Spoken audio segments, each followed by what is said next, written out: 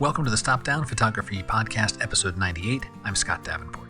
Today's topic, 3 tips for capturing the Milky Way.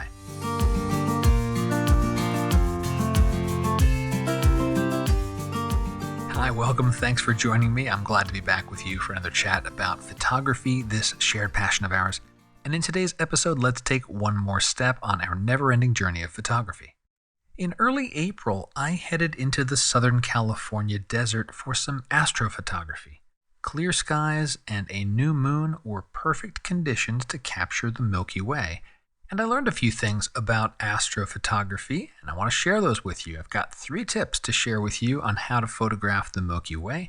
I hope you enjoy the show. And if you do enjoy the podcast, please share it with a friend on social media, with your camera club. Also, if you can, please leave a rating and especially a review for the podcast. Ratings and reviews keep the Stop Down Photography Podcast on the charts and help other photographers find out about the show. So on this outing I made earlier in the month, this is April 2022 as I record this, my goal was to capture a crisp, sharp image of the Milky Way. And when I say Milky Way, I mean the galactic core, that denser collection of stars and cosmic dust that I find very captivating.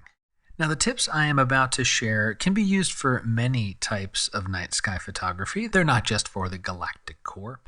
And also, I'm going to mention a bunch of different resources, websites, apps, that kind of stuff, that'll help you with planning and executing your astrophotography. The show notes have all the links to the resources, right? Of course they do. I always have the links in the show notes and in the accompanying episode post on stopdownpodcast.com. So you don't have to remember all this stuff or try to scribble it down while you're listening. I've done all of that for you already. All right, so here we go. 3 tips for how to capture the Milky Way. Tip number 1, pre-planning is important. There are a few ingredients that go into the recipe of creating a good astro photo. Several things have to come together to get a good view of the night sky. You need to know where, and you need to know when. Let's talk about where. You need to choose a location where you can see the stars at night because, yeah, the stars are always overhead, but we can't always see them. The location needs to be dark, away from city and residential lights, because if there's light pollution, the night sky gets obscured and less of the Milky Way is visible. So how do you go find a dark sky? There are a lot of different websites and apps to help you do this. I like the tools at lightpollutionmap.info. I found it to be a great resource on the web. You get a world map with colored overlays showing which areas of our planet have more light pollution and which have darker skies. And you can zoom in and out and pan and scan, all the things we would do with a mapping tool. And sidebar, I gotta say, it's really hard to find a dark sky. Now, I'm fortunate living in the southwest of the U.S. There are some reasonably dark skies within a few hours' drive of where I live. And for those on the eastern half of the U.S. or Western Europe or portions of the Pacific Rim, you're going to have a more difficult time. There are pockets out there, but they are fewer and farther between. Now, the tools on lightpollutionmap.info have a lot of options. There's a lot of overlays that you can apply to the maps. I'll recommend you stick with the World Atlas overlay and look at sky brightness. Other overlays, like VIIRS, I honestly don't even know what that stands for off the top of my head, but that shows light sources, like where light is emanating from. The World Atlas view shows the effect of that light, like the bleed, the reach that those light sources have. And that's what you need to be aware of for astrophotography. How much light pollution is going to bleed into or affect your chosen spot for your photo. Another nice feature of the mapping tools there is you can click a point on the map, like a place you're thinking, all right, this is within driving distance for me, and it looks like it's in the areas of it's getting into darker sky. You get this measure on the Bortle scale as like a quick reference for how light or how dark things are. And the folks at lightpollutionmap.info, they've conveniently mapped that number on the scale to star visibility. So you're looking for something like class 4 or lower to have a reasonable chance of seeing a good portion of the night sky. When you get down to like class 2, now you're really finding a good night sky. The spot that I went, it teetered between 3 and 2, closer to the 2 range. And I ended up with a very good photo, so that you can use that as like a rule of thumb. And there are also some phone apps for this type of info. But I tend to do the location selection for astro before going into the field, actually kind of in general, but definitely for astro. So web resources, working on your desktop, that's fine. And of course, these sites load on your smartphone too. So that's the where. You need to pick a spot that has a dark sky. But now, what about the when? We're still in planning, right? We did where, now we got to do when. And just like location, where not every location is equal for seeing the night sky, not every time of year is equal to seeing the Milky Way. The galactic core rises at different angles at different times of the year. In some months, it's not visible, and depending where you are on the globe, you may not be able to see it at all. But there's a couple of things that you want. First, you want a new moon. Just like artificial light from cities, we don't want the moonlight to obscure our view of the night sky. It is a form of light pollution, at least when we're talking about astrophotography. Now, there's a great website, capturetheatlas.com. They have excellent resources. They produce a yearly calendar. You can get it for free. Just sign up for their mailing list. And the calendar lists out a bunch of things that will help you with planning when to go for your Milky Way photos. The best dates to see the Milky Way, the start and end times for its visibility, how long it's going to be visible, the angle of the galactic core, best days for maximum visibility, as well as days that the Milky Way just won't be visible. And there's a variety of calendars. There's one specific to certain latitudes on the Earth. So you choose the calendar that most closely matches your position on the planet, or more accurately, the position for the location you're planning to visit. For example, I'm in Southern California, and CaptureTheAtlas.com has a calendar for Death Valley. Good dark skies out in Death Valley. That's roughly the 36th parallel. And I am also roughly at that same parallel, so that's the calendar I chose to get, and it worked great for me. Now, the last ingredient is the weather forecast for a clear sky. We know where we want to go to get that dark sky. We know when in the year we want to go to get the best opportunity to see that Milky Way. Well, we also have to have a clear sky. No clouds, no fog, no rain. The clearer, the better, right? All of these things have to come together for a nice, clean view of the Milky Way. Now, for weather forecasting, really any app is good for this. My favorite is called yr.no. It's out of Norway, and they have a website by that name as well as an app by that name. Their micro forecasts I've always been very impressed with. A day or so out, they're good. Within 12 hours of your shoot, it's even better. So I advocate yr.no. At least add it to your repertoire of weather apps, right? We always got a few of them for landscape photographers. We always have a few of them. We kind of compare and contrast and get an aggregate of what the weather might be like based on our favorite apps. So that's a lot of planning there, right? So recapping that, you got to know where you want to go and check out lightpollutionmap.info for spots that have darker skies. You need to know when to go during the year, considering the position of the Milky Way as well as the phases of the moon. And you need a good weather forecast, clear skies, clearer the better. So all put together, that is tip number 1. Pre-planning is important, and I hope I'm stressing that. Given how much time I've just spent talking about the planning for the shoot, this stuff really is the beginnings of your success story for astrophotography. All right, tip number 2, choose the right lens and camera settings. Let's talk the lens first. If you're capturing like the arch of the Milky Way, or you want a really big sky, you're not doing some targeted examination of a certain celestial body. I'm talking about the Milky Way, that big swath of the core. You want a wide-angle lens. 24 millimeters, all right? 20 millimeters good, 16 even better. If you've got something that does even wider than that, not so much a fisheye, but just a really wide view, go for it. Like I said, and there's exceptions to this, of course. You may want to do a telephoto if you want to look at just a very specific portion of the Milky Way, or for those that know more about astro than me, you're maybe looking for specific galaxies or nebulas you want to take photos of. I haven't done any of that work, and as I say that out loud, I kind of want to. But let's talk broad vistas of the night sky. Wide angle's the way to go. Also with your lens, remember, you're in a dark place and need to gather as much light as possible in a reasonably short time. So your lens needs to support a pretty open aperture. So let's bleed into that. Let's get into the lens, which kind of leads us into the camera settings. So first, aperture. We want a fast lens, something that's wide, would collect light. f2.8 is a great choice. Now, you can get away with f4, and I've done that. You'll have to compensate for that with other camera settings.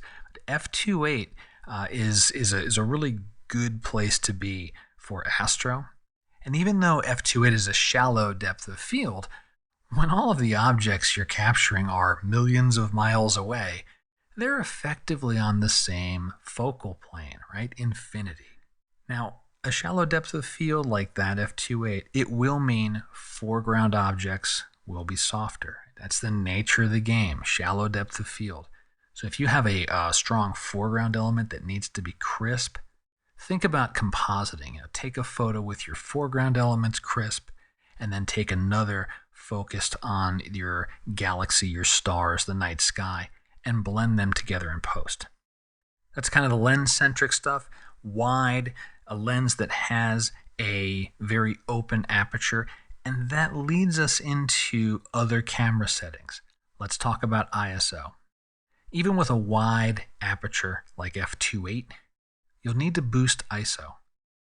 The higher ISO will capture more pinpoints of light. You're just going to gather more light. You're increasing the sensitivity of your camera to light points.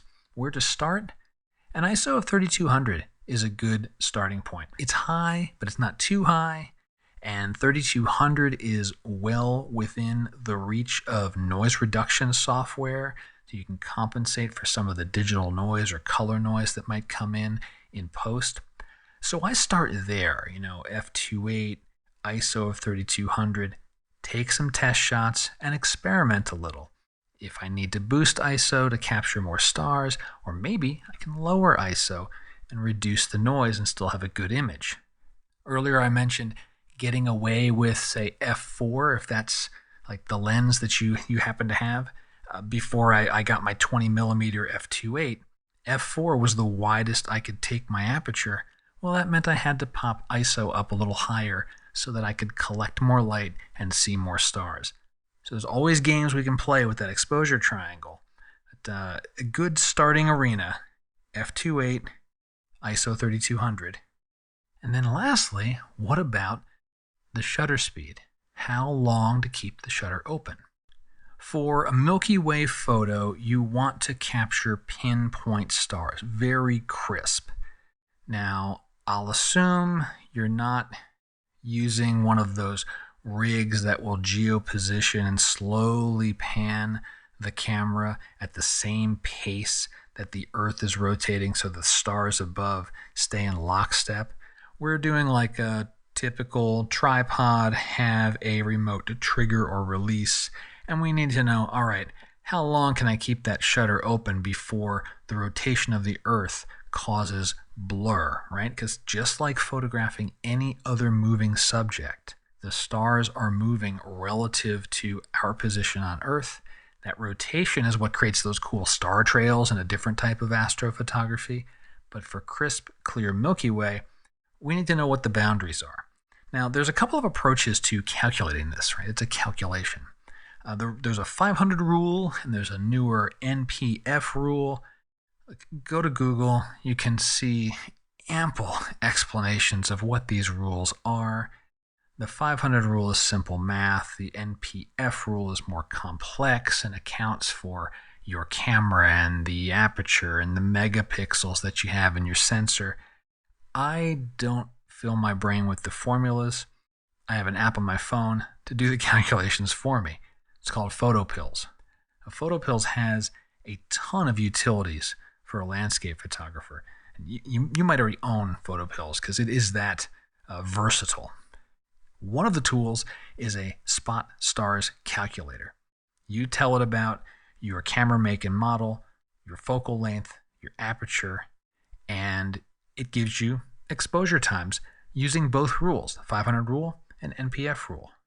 And it also has sub-options for like highly accurate crisp stars or barely noticeable trails, so a little bit of drift but not too noticeable. I go with the NPF rule. I also go for the most accurate stars I can get.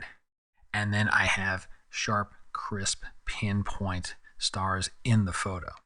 So let's put all that together here. Camera lens and settings, what to choose. Wide angle lens, a wide aperture like f2.8, a higher ISO, 3200 is a good starting point, and then exposure time calculated using the NPF rule. So where this worked out for me in April, my gear is a Sony a7R II body and a 20 millimeter lens.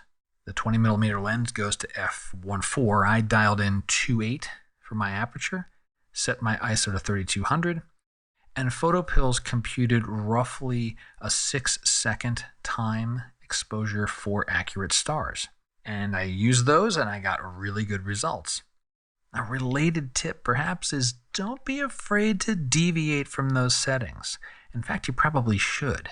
What I rattled off was my starting point, and I took several shots and experimented with different ISOs because astrophotography is a multifaceted tug of war among visible stars in the frame versus less noise in your capture versus minimizing blur because of Earth rotation. So the guidelines I've given are very good starting points, and the calculators for exposure time in particular, they presume ideal equipment, which doesn't really exist. And, there's always minor differences in our equipment. So don't be shy about starting with these particular values and experimenting. There's nothing absolute about these settings I've shared, but they will get you started in a very good place and with minor deviation land you exactly where you want to be. All right, so those are our first two tips. Planning up front. You've got your location, your when and where. Tip number 2, your lens and camera settings. We've got those dialed in. Well, the last one, tip number 3, is about focus. Use manual focus. To get crisp points of light in your Milky Way, you've got to use manual focus. Your camera's autofocus just likely won't do justice in the night sky. You might snap focus on a bright star, but there's a very good chance it's not focused at infinity, or at least not exactly where you need it to be. So your best bet is use the manual focus, and to do that, turn off autofocus on your camera or your lens if there's a switch on your lens. Find a bright star in the distance. Looking through your viewfinder, start working your focus ring and make that bright star as small as possible in your viewfinder, a tiny dot. If your camera has a focus assist feature, use it. On my Sony a7R II, I have this feature turned on, so when I adjust the focus ring, I get a 5x magnification in the viewfinder and on the LCD. So that bright star I've picked up in the sky, it is much easier to see, and it's much easier to tell when it gets to its smallest. As I rotate the focus ring, it's kind of like growing or shrinking a bokeh ball. You imagine that pinpoint of light, and then you make it out of focus, it kind of grows and becomes that bokeh shape we're used to, and as it gets more in focus, it shrinks down. Now, I struggled with this, honestly, in the field here, and I want to share a little bit of audio I captured while I was out there kind of thinking about focus and wrestling with things. So let me play that for you now. I have been struggling a little to get the perfect focus on the stars. I need to manual focus. There's no way to do it otherwise. The autofocus is certainly not trustworthy in dim light. So I've been using manual focus. I think I need to try turning off the focus peaking so that the crispness that gets highlighted by the red or the yellow or whatever configuration you've got set in your camera is hidden, because I want to get a bright star in the distance to be as small of a dot as possible, and that should be a good focus at infinity. So I need to keep tinkering, but the next thing is to turn off the focus peaking so that coloration isn't hiding anything where I might be missing focus. As you heard, a feature I had to turn off was focus peaking. And once I did that, my manual focus technique indeed improved, and I got sharper stars. Because that focus peaking turned on, the colorization the EVF and LCD adds to the edges of things, it was obscuring my view of that singular star. Normally I keep focus peaking turned on, but for astro and the manual focusing, I found it helpful to turn it off. But focus peaking aside, manual focus is the way to go, and use any magnification features or focus assist that your camera might have to give you some help. So let me recap those 3 tips for capturing the Milky Way. Number 1, pre-planning is important, if not vital. Number 2, choose the right lens and camera settings. A lens that can capture a wide view of the sky and settings that will collect a lot of light. And number 3, use manual focus to get the sharpest stars possible. You do these 3 things and you have a solid foundation for your next astrophotography adventure.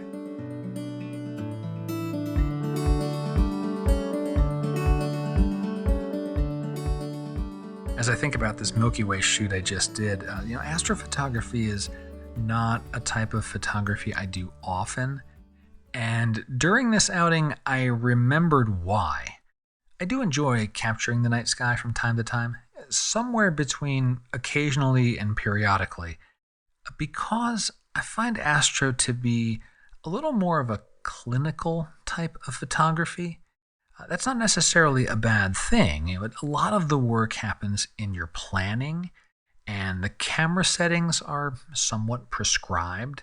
There's not very much in terms of in-the-moment surprise with other types of landscape photography that I'll do, or just you go to a location with one idea in mind and 2 or 3 other things can happen and you see them. I find that to be less true with astro. The artistic push is really with that pre-visualization, thinking ahead about the location, what foreground elements are there, how the Milky Way is going to react. Actually, another cool feature of photo pills that's great is the night augmented reality, night AR. You can drop a location into the map, you can move forward or backward in time and see how and where the galactic core comes into view. And depending on which direction you're standing, the things change as well. It is very good AR. So you can do this kind of thing in your living room. Break out a compass, figure out if you're going to be pointing, yourself on the northern hemisphere, I'd be pointing myself south, and then drop a pin in the map and photo pills and start skimming it back and forth to see how the Milky Way is going to rise and fall. It's another excellent planning tool. But for me, anyway, astro it's a good periodic activity, I think. And I guess it lends itself to being a periodic activity by its nature, because the right conditions, new moons and certain seasons when the Milky Way does its thing and in whatever hemisphere you're in, those only happen a handful of times each year.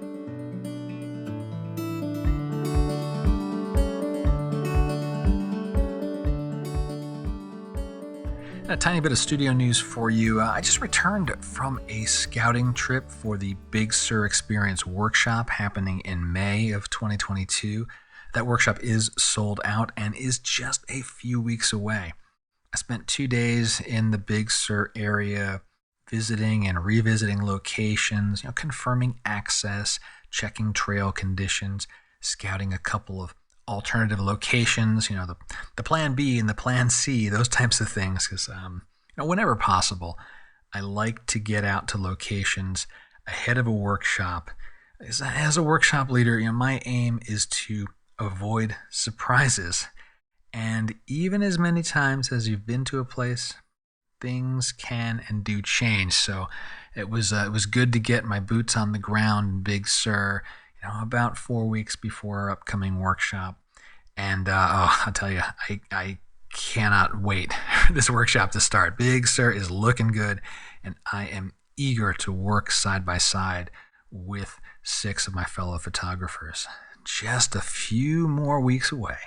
Before I sign off, thanks as always to everyone that supports this show through comments, reviews, shares, ratings. Thank you all very much. If you are interested in learning more about the different ways you can support the Stop Down Photography Podcast, links are in the show notes. Or if you're on the web, you can click the Support the Show button on any page of stopdownpodcast.com. There are many zero-cost ways you can support this podcast. And of course, if you'd like to make a financial donation, you're welcome to do so. There's options for one-time donation, recurring donation. It does cost a little bit of money to run the podcast, and I have received some donations from you. You know who you are. I've thanked you for them already, and I'll thank you again here on air. Check out the support page. And with that, I hope I've given you some inspiration to get some astrophotography into your work. It certainly was rejuvenating for me, not having done it for a while. And if you've never tried it before, go check it out. Go give it a try. Check the show notes, check the stopdownpodcast.com website for more details on everything that I've talked about in this episode, and capture yourself some Milky Way and some night sky photos. Until next time, my name is Scott Davenport. Have fun.